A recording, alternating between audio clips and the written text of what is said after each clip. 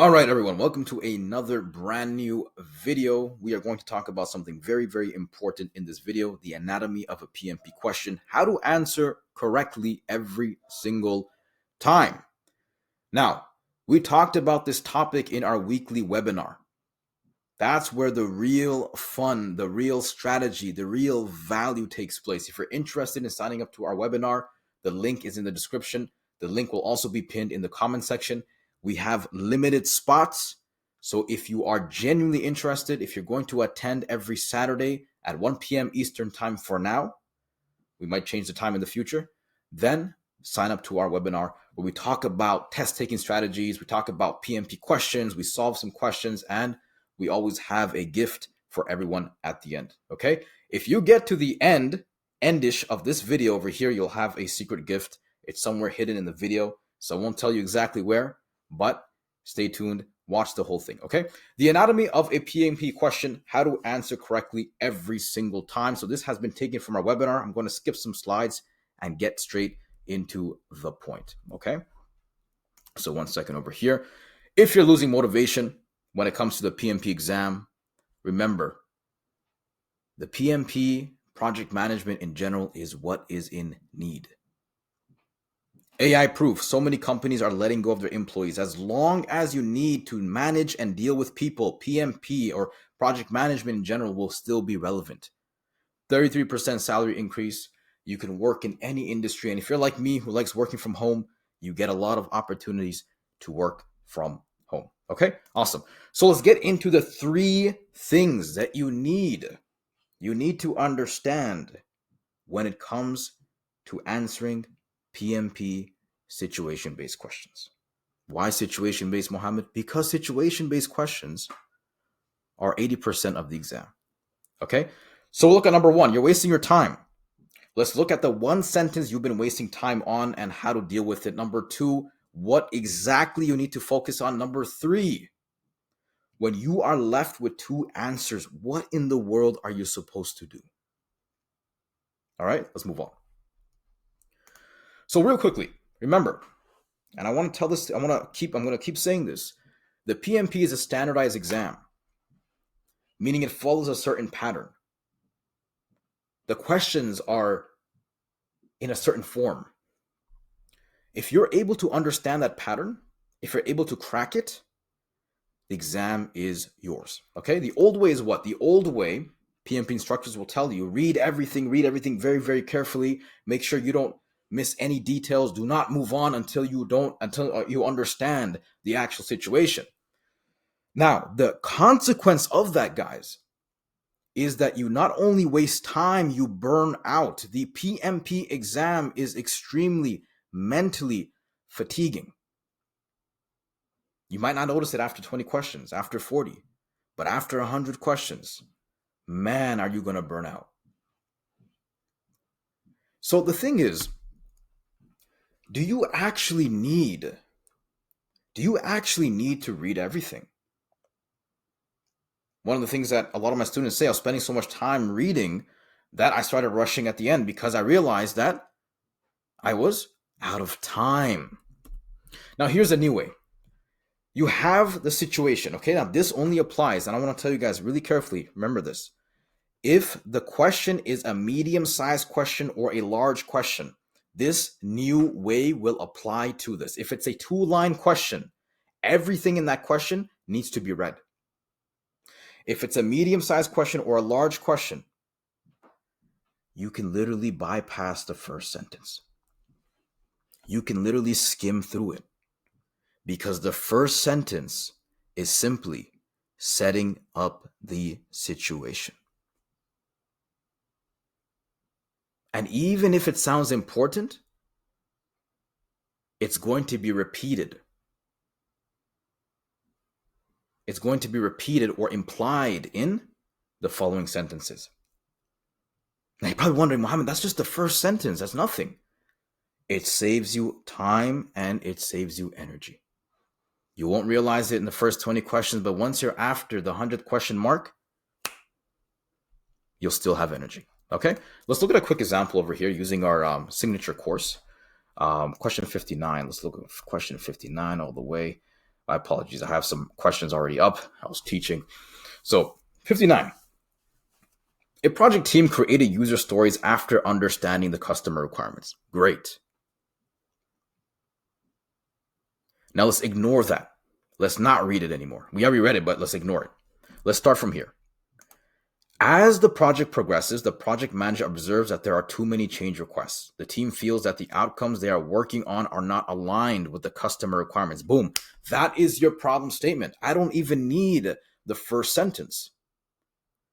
PM observes too many changes. Team says they're not aligned with the customer requirements. Too many changes, not aligned with the customer requirements. That's my problem statement. What should the PM do? What should the PM do?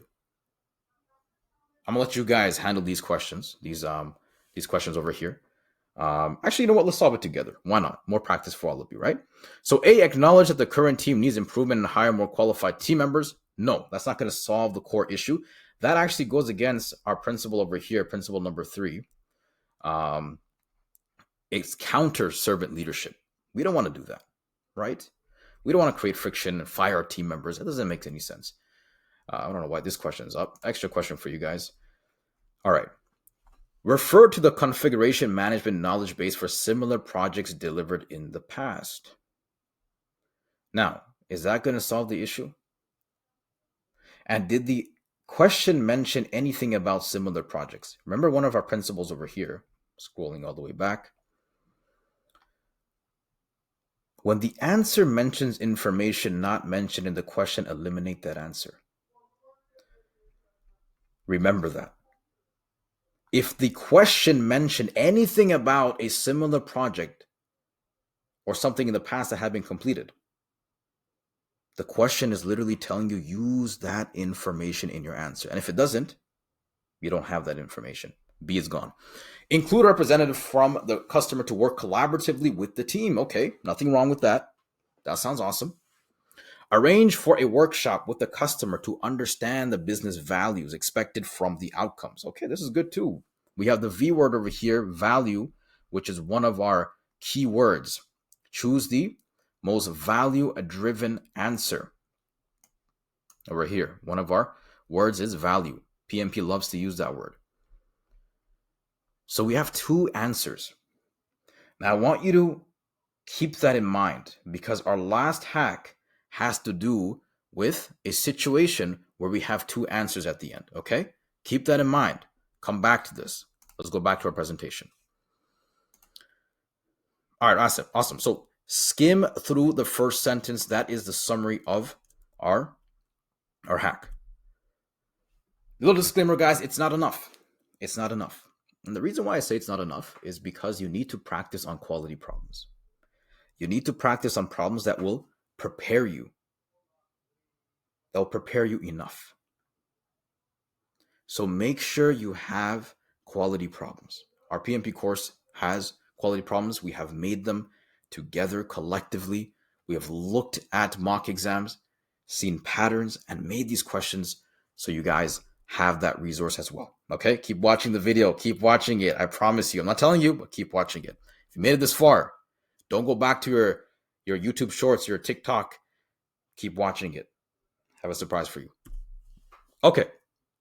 You now know one of the reasons why people fail the exam and how to conserve time and energy. Okay. Congrats to Diana. This is one of our students. She used the techniques and she was able to pass. And let me ask you this question. What's stopping you?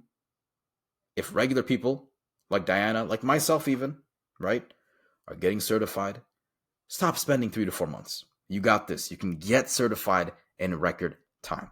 Okay. Number 2, the power sentence. So hack number 1 was all about avoiding or at least skimming through the first sentence, right? So I should rephrase that. Don't avoid the first sentence, skim through it. Read it, skim through it though, okay? Now, what's the sentence we absolutely need to focus on? Well, my friends, ladies and gentlemen, it's going to be the last one. You have 3 options. What should the PM do? What should the PM do first or next? What should the PM have done? Now, how do you approach these three answers? When you have what should the PM do, the answer can be anything. That's what most questions will state. What should the PM do first or next? Principle number one. Okay, principle number one. By default, guys, note this down. If you see principle number one as an option, no matter what question it is the answer. I've never seen principle number one not being the answer. But when they say first or next, they're literally telling you, what should the project manager do first? Take a step back. And what should the PM have done? Very, very important. A lot of students get this wrong. We're going back to the past now. We're going back to the past.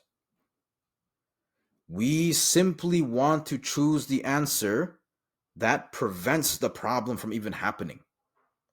We're going to take a look at it right now. Okay, question.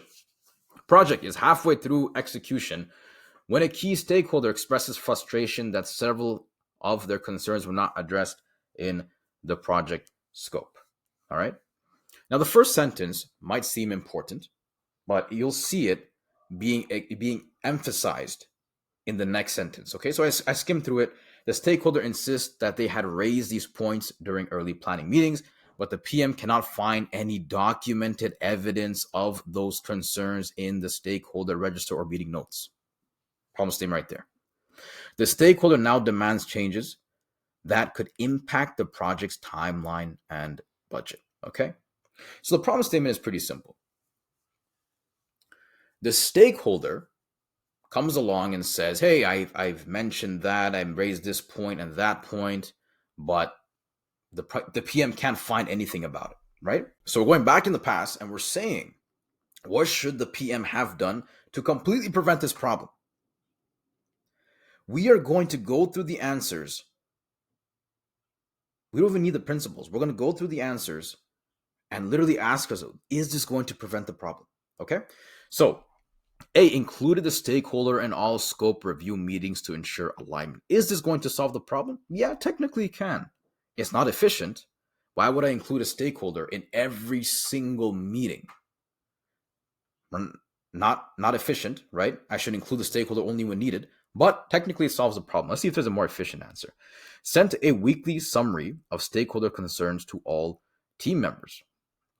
Well, our problem is not that. Our problem is that we don't even know what the stakeholder wants because we didn't properly document it. So this doesn't solve the problem. Document the stakeholder expectation concerns during the planning phase. Documented. Not just, okay, what do you want?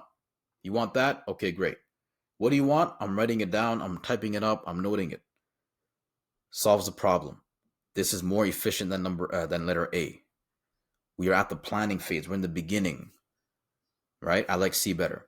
Ask the sponsor to clarify so we don't go to the sponsor. So the best answer is going to be C. Remember, when you see that, what should the project manager have done? You choose the answer that prevents the situation from even taking place. Okay, but little tip over here, no matter what, principle number one is the answer. Always. Always, always, always. Very important.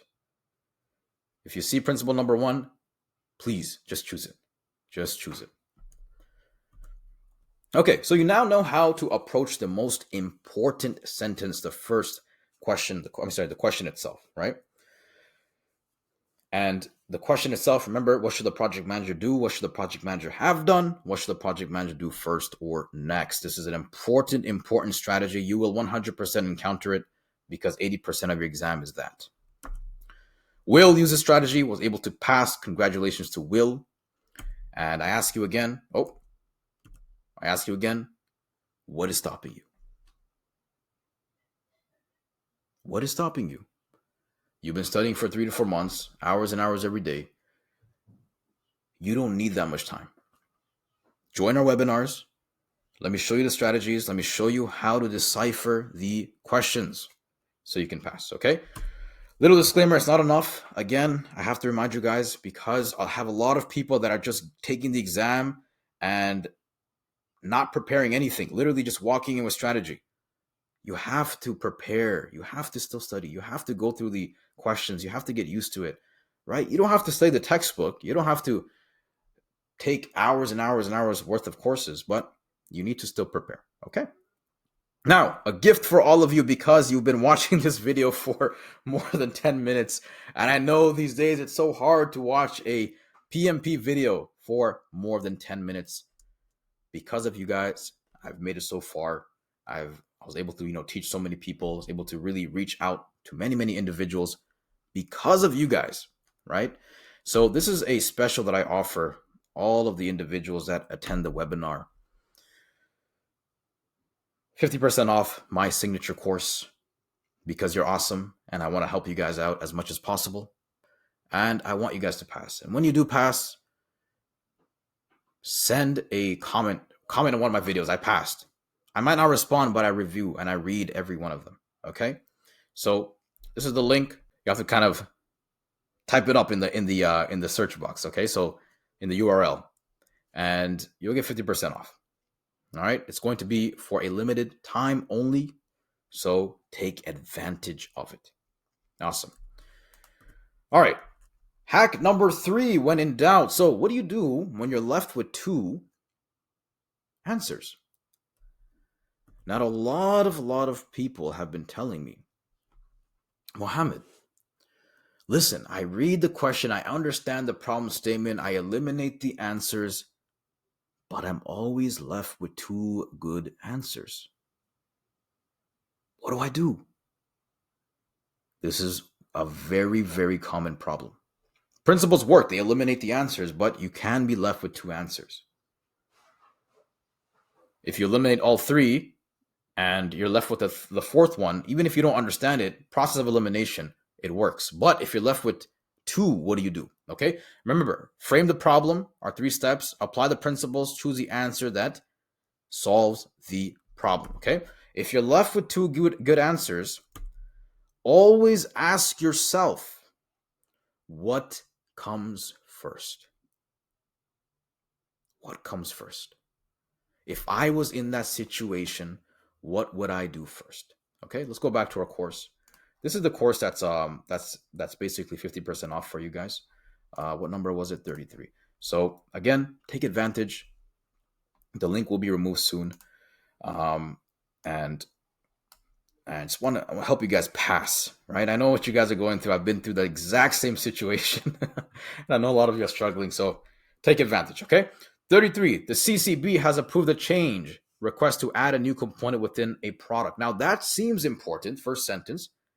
It's going to be implied again in the second sentence. So again, when you're reading it on your exam, okay, CCB has been approved within a product, great. Operations manager, now you're focused, discovers the change after its approval and complains that the implementation of the change will cause significant disruption in the product line. What should the PM do first? Okay, we have the F word as well, first. But the problem statement is what? The problem statement is the operations manager discovers this change and is like, this is going to be problematic. What should we do? Meet with the OM to explain the background for the change and understand the operation manager's concerns about the change. I like this. This is principle number 1.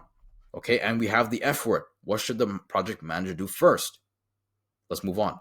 Formally acknowledge the operations manager's concerns and raise a new risk that the project may deliver late. We never settle for delays. I don't like this late word, right? Number 2, never settle for delays. If the question mentions to wait, delay, postpone, eliminate right away. I know in real life, guys, we have delays all the time. All the time. But PMP standards are different. Lead a root cause analysis. Okay, RCA, one of our key tools that the PMP loves to use.